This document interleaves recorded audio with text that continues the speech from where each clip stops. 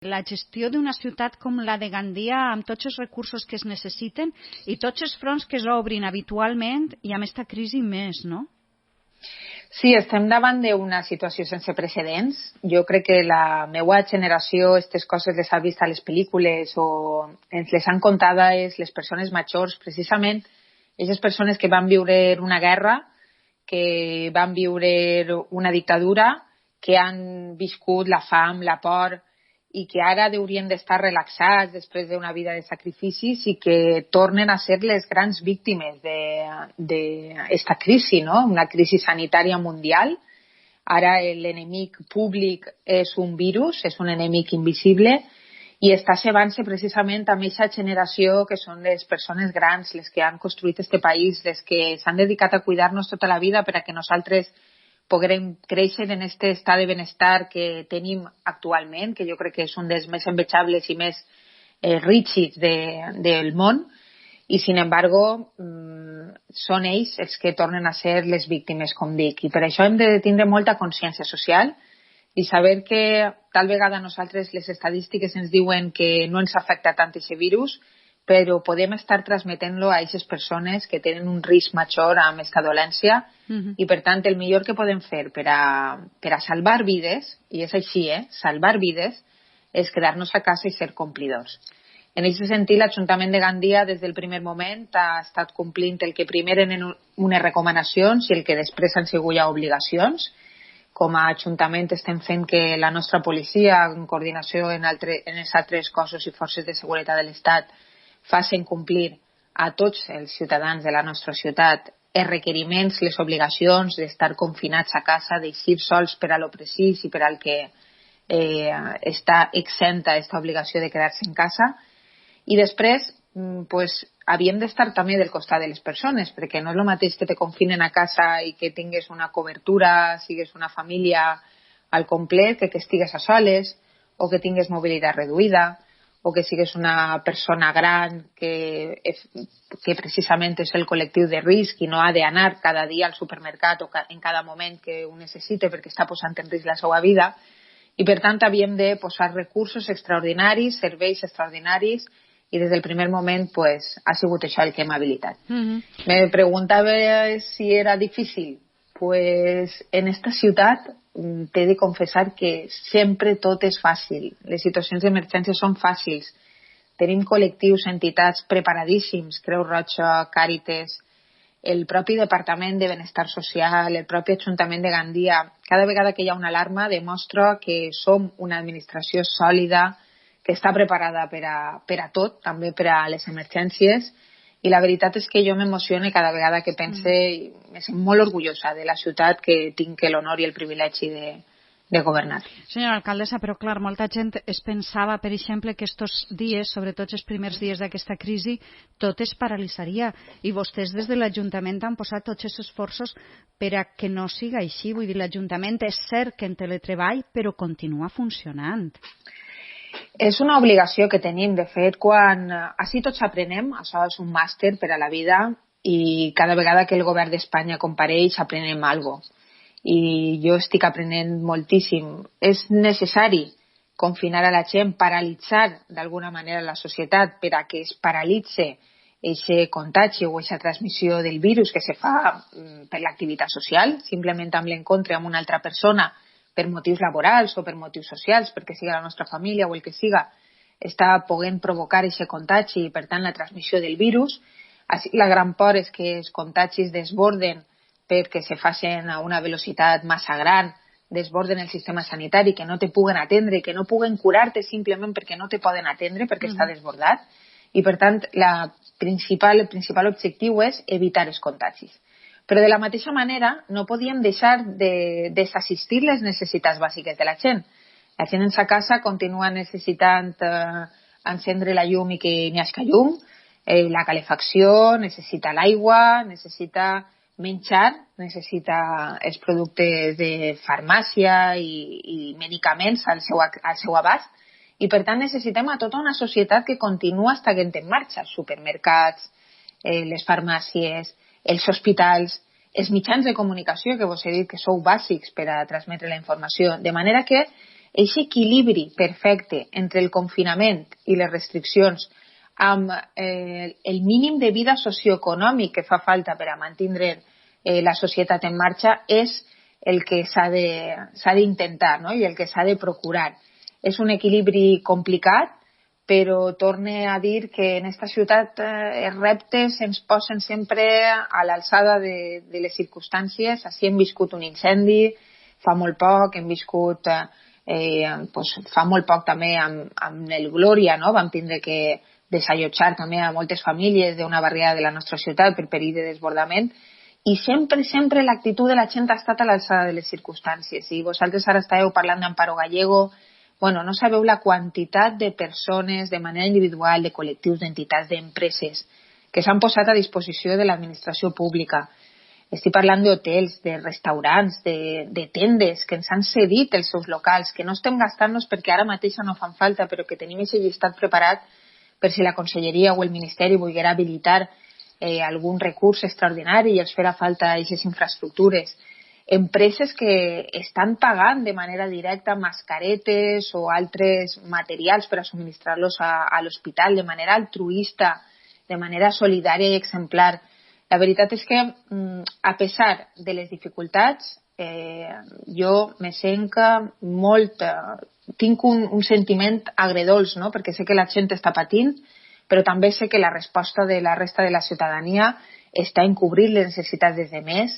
Hi ha solidaritat. En aquestes crisis sempre tens la por de que creixi l'individualisme i no, tot al contrari. Està creixent el sentiment de col·lectivitat, de societat, de comunitat, de poble, i això és molt bonic. Tal vegada ho diuen per ahir, que ens feia falta això per a recuperar aquests sentiments i aquests valors, i ojalà això siga el gran guany d'esta crisi. Extraure sempre allò positiu d'aquestes situacions. Per cert, i parlant d'ajudes, ens deia vostè, tenim una societat que és conscient, que és solidària, que és adulta, molt més del que molts pensem, i també n'hi ha alguns que sempre busquen la fórmula per a no complir o per a eixir-se'n. D'això en parlarem després, però d'aquells que sí, d'una forma o d'una altra, són solidaris i ho mostren i ho demostren dia a dia, per exemple, Creu Roja, vostès han posat en marxa un sistema en col·laboració amb Creu Roja per el qual no quede desatesa cap persona, siga quina siga la seva situació. Sí, jo destacaria 3 serveis fonamentals que hem posat en marxa. Uno era el fet de que si tenim col·lectius, gent vulnerable, que no té una xarxa social, de veïnat o de familiar que pugui assistir-los, la gent més gran, la gent amb patologies, que té més perill de contagi i que se pugui complicar aquest contagi, aquesta gent no deu eixir de casa. I, per tant, és la societat la que l'ha d'abastir de les seues necessitats mínimes. Ahir hem posat en marxa un servei a través de Creu Roja. Aquest servei, simplement cridant a un telèfon de l'Ajuntament, que vosaltres esteu contínuament donant aquests telèfons, posen en marxa i t'incluïxen en aquest llistat, i a partir d'ahir Creu Roja se posa en contacte amb la persona, amb aquesta família, arreplega les necessitats, fa la compra i te la du a casa. Hi ha un altre servei que també hem posat en marxa, que és el que ve a substituir o ve a cobrir les necessitats del comedor social. Vam escoltar tots que el comedor social tancava les portes Bunyoleres precisament perquè no volien posar-se en risc, no tenien les mesures apropiades per a posar en seguretat els seus voluntaris, i ha sigut l'Ajuntament el que també ha agafat per banda aquesta llista de persones, perquè si sempre ens fa falta que els ajudem amb aquestes mitjades, no? De matí, migdia i per la nit, com no anàvem a fer-ho en l'estat d'alarma. I ara també és l'Ajuntament el que està repartint a domicili aquest menjar fet per a les famílies que ja estaven en el comedor social. I, a més, també s'ha arbitrat una solució per a les persones sense sostre. Si habitualment tenim obert el CAI, que està gestionat per Càritas, i hi ha 14 residents permanents, ara hem habilitat un segon espai amb una sessió de Càritas, l'hem habilitat com a Ajuntament de manera directa, i allí estem atenent fins a 16 persones més. I si fera falta habilitar-ne més, doncs s'ampliaria. La qüestió és, la que va dir el president del govern, que ningú quede fora, que ningú quede en la cuneta per culpa d'esta situació d'alarma. I vos puc contar un decret que encara no és signat, que estem acabant d'enllestir i de treballar, per el qual anem a copiar, anem a aplicar la mateixa mesura que ha habilitat la Generalitat Valenciana. Estem dient-li a la gent que se confinen les seues cases i el primer que tenim que pensar és si tot el món té la casa garantida. A Gandia, igual que la Generalitat, tenim vivenda pública. A la vivenda pública el criteri d'accés sempre ha sigut demostrar precisament que són les famílies més vulnerables, amb més protecció, que més protecció necessiten de la nostra ciutat. Sí, assegurar-nos de que l'accés a aquesta vivenda és per a la persona que realment la necessita. Clar, luego si aquesta població ja necessitava protecció, pues imagina't en aquest estat d'alarma, no? De manera que anem a copiar aquesta mesura que ha posat la Generalitat d'exonerar-los, de lliurar-los del pagament del lloguer d'aquestes vivendes municipals en els mesos d'abril i de maig i una possible pròrroga per al mes de juny. Senyora alcaldessa, i d'altra banda, estos dies preocupa molt saber si en tenim casos, si no, si com, si de quina manera. Jo crec que aquesta part és la menys important, però sí que n'hi ha una altra part que a mi m'interessa moltíssim, que és la de saber el nivell de compliment. Estem portant-nos bé o estem donant molta més feina a les forces i coses de seguretat de l'Estat? Pues jo diria que estem portant-nos molt bé, de manera exemplar, perquè de veritat que sorprèn que encara n'hi ha gent que no s'ho crega això i que no obeïsca, però és una minoria, tan minoria. Ara podríem assomar-nos a la finestra cadascú de les nostres cases i veuríem, pues sí, que n'hi ha cues, a lo millor per a establiments de menjar, d'alimentació, que és normal. Tenim que abastir-nos, tenim que omplir les neveres, però ja no està passant el que va passar aquell primer dissabte, no? de l'estat d'alarma, que pareixia que s'acabara el món i que la gent anava i fins i tot es pitjaven uns a altres, no complien ni siquiera les mesures de distància entre uns i altres en un supermercat.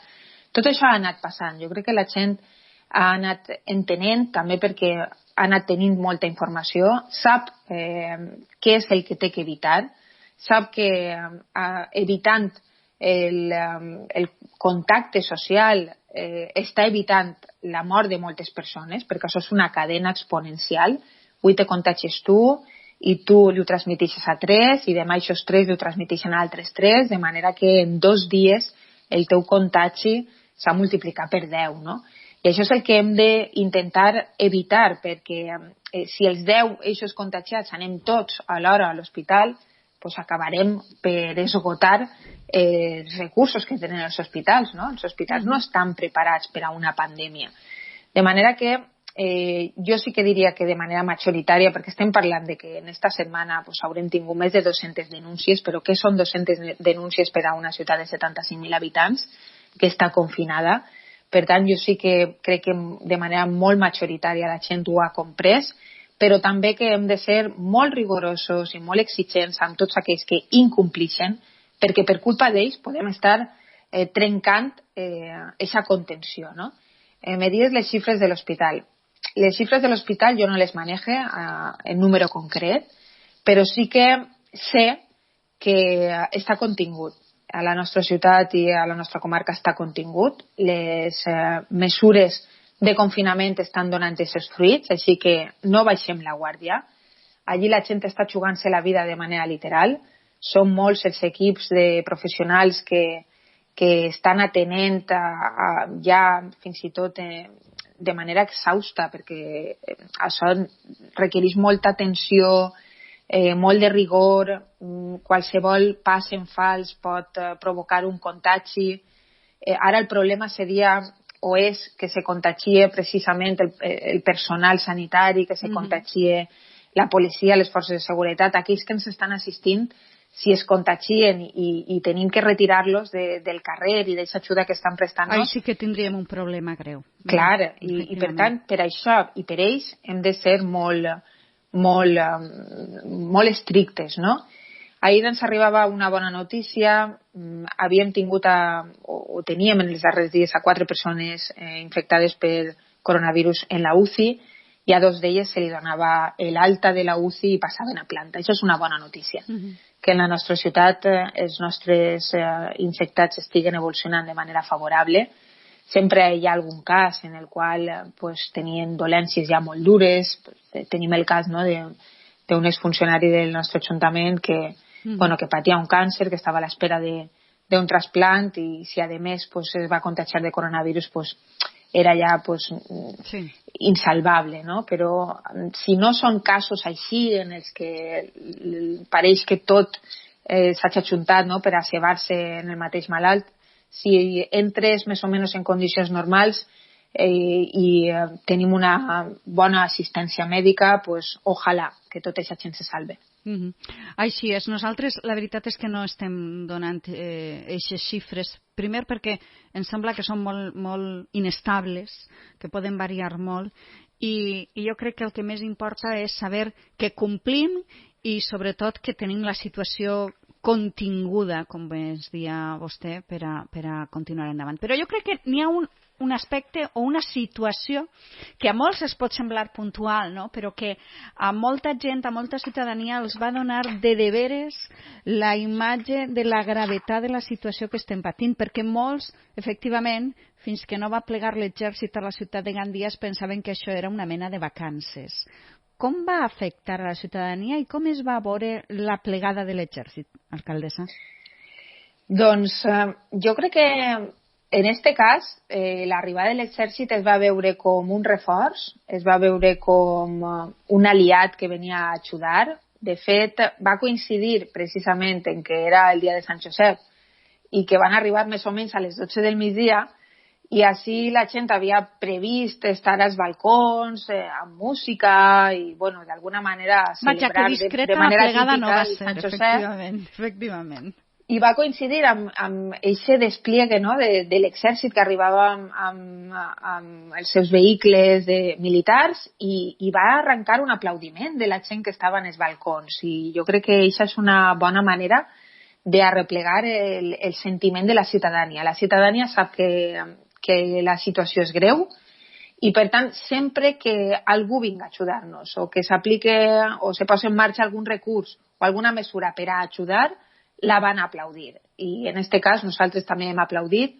Si el Ministeri de Defensa ha considerat que Gandia és una ciutat que necessita aquesta cobertura, de moment és una cobertura igual que està fent la policia local o la policia nacional, per a fer acomplir les mesures i les restriccions del govern d'Espanya, benvinguda siga aquesta ajuda. Nosaltres, des de luego, els vam donar la benvinguda com a ajuntament i els vam dir que així estaven a sa casa.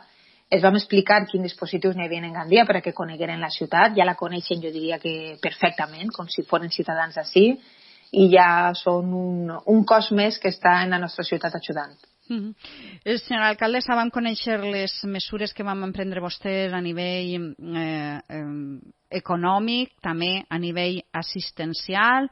Ara tenim pendent també altres mesures, perquè és important també donar oportunitat a la ciutadania a que estiga a casa més o menys entretesa, no? Però a banda d'aquest decret que ens ha comentat que estan a punt de signar, tenen previst vostès alguna actuació més de forma imminent? De forma imminent anirem estudiant les necessitats, no, que van arribar-nos via telefònica i se donarà resposta a tot allò que se necessite. El que sí que li puc dir, Carmen, és que això ha canviat tot. Jo m'atrevia a anunciar fa pocs dies que el pressupost de Gandia podem donar-lo per no vàlid. L'acabem d'aprovar, acaba d'entrar en vigor i ja no és vàlid per a la situació de la ciutat de Gandia.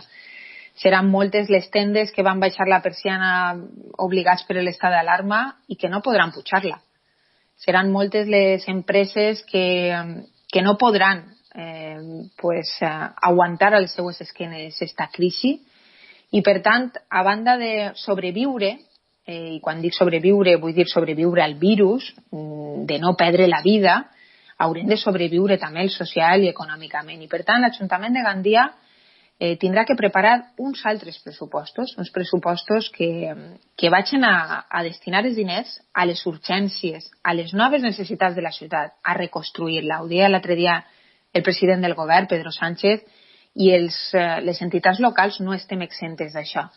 S'ha destruït molt, se destruirà molt per una qüestió sobrevinguda, una emergència sanitària mundial, però després tindrem que reconstruir. I tindrem que reconstruir, des de luego, amb els ajuntaments i amb els governs autonòmics i el govern d'Espanya del costat de la ciutadania i del costat de les necessitats. Per tant, sí que puc fer aquest gran anunci. El pressupost de Gandia serà totalment reconfigurat i anirà a atendre, per una banda, les emergències socials que puguen quedar quan tot això acabe, però també s'ha de reconstruir la xarxa socioeconòmica per a que les nostres empreses, les pimes, les micropimes, els autònoms, tots aquells que estan patint el confinament a casa, tots aquells que han patit un ERTE o que han anat al carrer, aquells que han tingut que tancar els hotels, han tingut que enviar els seus treballadors a casa en un moment en què tots esperàvem tindre els hotels plens, els restaurants plens, que hi haguera vida en el carrer. Tot això s'haurà d'alçar, i s'haurà d'alçar amb diners i amb el pressupost. Per tant, que la ciutadania estiga tranquil·la, que l'Ajuntament de Gandia és conscient del que està passant i és conscient de que ara les prioritats són altres i devem d'estar parlant de les prioritats de les persones, dels nostres ciutadans, i això es reflexarà amb una nova presentació d'un nou document pressupostari que reculli aquestes necessitats. I tindrem que anar fent, mirant i treballant dia a dia, perquè aquesta situació va canviant. Alcaldessa, doncs amb aquest missatge anem a quedar-nos. Agrair-li que hagi estat avui amb nosaltres. Això sembla que va per a fer-se una miqueta més llarg, així és que al llarg d'aquests dies tornarem a contactar i tornarem a parlar d'actuacions, de situacions i d'actualitat a la ciutat. No sé si vol llançar-nos algun últim missatge. El de queda't a casa, no? Vos escoltava al principi parlant a tu i a Miguel, que esteu donant els cursos de ganchillo i de punt. Em feia gràcia perquè saps a qui me recordava això? A les meues abueles, a la meua iaia. I torne a aquesta generació que va viure moltes penúries. Ma abuela, quan feia menjar per a casa i feia un caldo amb carn, quan repartia mai se ficava un tros de carn en el seu plat, sempre deia que no tenia fam. La dona no tenia fam, no, el que passa és que no tenia prou trossos de carn per a tota la família, no?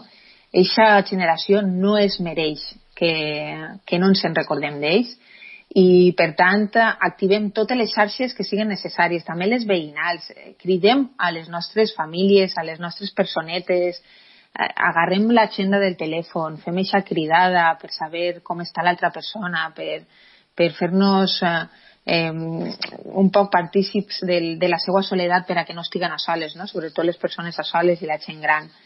I ojalà, ho deia abans, això ens faça més forts com a societat, perquè una societat forta que no mire cadascú al seu melic, sinó que estiga mirant al del costat i que vulgui que tots iscam endavant sense que ningú quedi darrere, aquestes societats són les que poden avançar i poden eixir d'una crisi. Jo tinc totes les esperances depositades en que això ens farà més forts com a població, com a societat, com a ciutat, i que d'esta n'eixirem gràcies a cadascun de nosaltres.